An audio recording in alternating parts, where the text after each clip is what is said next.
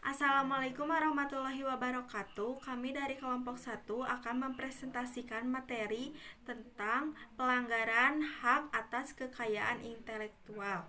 Perkenalkan, nama saya Citra Amelia. Saya akan menjelaskan materi mengenai hak paten. Hak paten adalah hak eksklusif yang diberikan oleh negara kepada inventor atas hasil invensinya di bidang teknologi yang untuk selama waktu tertentu melaksanakan sendiri invensinya tersebut atau memberikan persetujuan kepada pihak lainnya untuk melaksanakannya. Contoh dari pelanggaran hak paten ada kasus pelanggaran hak paten perusahaan Samsung dan Apple. Studi kasus pelanggaran hak paten obat. BlackBerry tuntut Facebook atas pelanggaran hak paten. Pelanggaran hak paten atas desain fitur slide unblock. Coolpad gugat Xiaomi atas pelanggaran hak paten desain. Cara penyelesaiannya, salah satunya dari BlackBerry tuntut Facebook atas pelanggaran hak paten. Hal tersebut dianggap lazim bagi perusahaan teknologi yang tak lagi memimpin di pasar dan beralih ke lisensi paten sebagai alternatif dari cara menghasilkan uang. Selanjutnya ada penyelesaian hak paten melalui pengadilan niaga yang diatur dalam pasal 117 Undang-Undang Paten yang mempatenkan menjadi subjek paten dan diatur dalam pasal 10, pasal 11, pasal 12 dapat menggugat kepada pengadilan niaga jika selalu suatu paten diberikan kepada pihak lain selain dari yang berhak. Di sini saya akan menjelaskan pengertian, contoh pelanggaran, dan cara penanganan hak cipta. Pengertian hak cipta. Hak cipta adalah hak eksklusif bagi pencipta atau penerima hak untuk mengumumkan atau memperbanyak ciptaannya atau memberi izin untuk itu dengan tidak mengurangi pembatasan-pembatasan menurut peraturan perundang-undangan. Contoh pelanggaran hak cipta: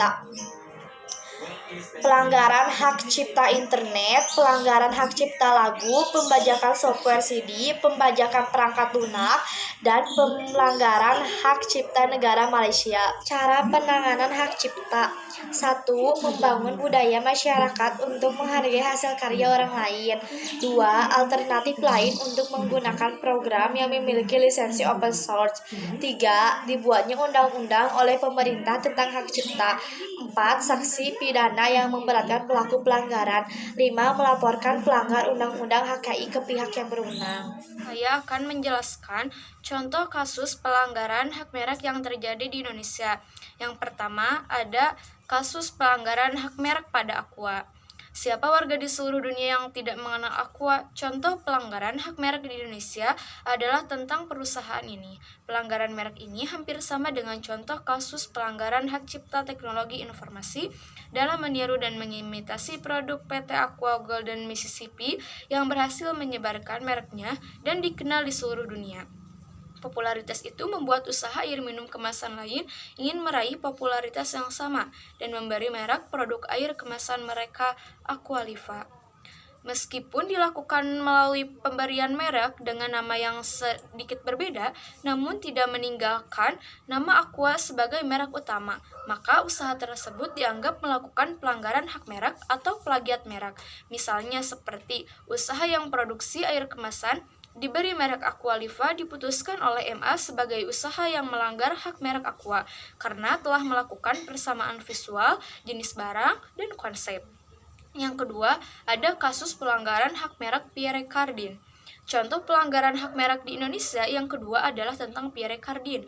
Perancang busana yang terkenal yang berasal dari Prancis memiliki hak untuk memberi merek Pierre Cardin pada produk yang karya busana dan berbagai fashion.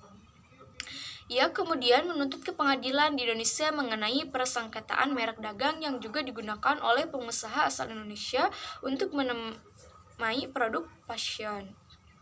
Namun, hal itu memberikan hasil yang tidak memuaskan karena MA memberikan putusan bahwa pendaftaran merek dengan nama tersebut lebih dulu diajukan oleh pengusaha dari Indonesia. Hal ini dapat mengakibatkan konsumen kebingungan atas ketidakjelasan merek dagang. Yang ketiga, ada kasus barang-barang KW. Merek merek juga berfungsi agar pengakuan barang atau suatu hal tidak diambil orang lain atau bisa juga disebut sebagai salah satu jenis dari pelanggaran HAM, sehingga penting bagi semua orang untuk mengetahui tentang apa yang dimaksud pelanggaran hak asasi manusia. Merek ini bisa berupa sebuah nama, huruf, angka, gambar, logo, dan lainnya. Karena itu, maraknya barang-barang KW atau palsu di banyak tempat yang menggunakan nama mirip sangat merugikan produsen.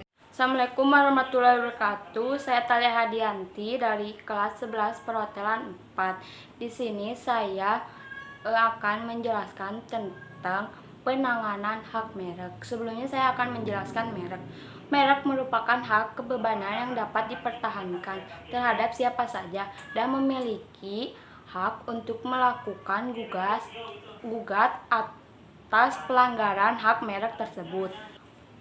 Penanganan merek. Apabila para pihak ingin menyelesaikan suatu sengketa merek melalui abstase, maka sebelumnya para pihak harus membuat suatu kesepakatan tertulis atau perjanjian untuk memilih sebagai forum penyelesaian sengketa. Perjanjian ini dapat dibuat sebelum maupun sesudah sengketa terjadi. Hal ini sesuai dengan prinsip yang tertuang dalam UU, di mana suatu penyelesaian sengketa yang didasarkan kepada penyelesaian sengketa yang didasarkan kepada suatu perjanjian. Dengan demikian, dalam hal sengketa merek, para pihak dapat memilih sebagai forum penyelesaian sengketa. Penggugat juga bisa mengajukan gugatan tersebut diajukan kepada pengadilan niaga. Pasal 83 ayat 1 UU Merek dan Indikasi Geografi. Selain melalui pengadilan niaga, gugatan merek dapat juga diselesaikan melalui alternatif penyelesaian sengketa. Pasal 93 UU Merek dan Indikasi Geografi. Pada dasarnya, alternatif penyelesaian sengketa merujuk kepada Undang-Undang Nomor 30 Tahun 1999 tentang alternatif penyelesaian sengketa. Cara penyelesaian suatu sengketa perdata di luar peradilan umum yang didasarkan tertulis oleh para pihak yang bersengketa. Jadi, pemilih abstasi sebagai penyelesaian sengketa didasarkan kepada suatu perjanjian yang dibuat oleh para pihak. Sebelumnya, terima kasih. Cukup sekian penjelasan dari saya. Wassalamualaikum warahmatullahi wabarakatuh.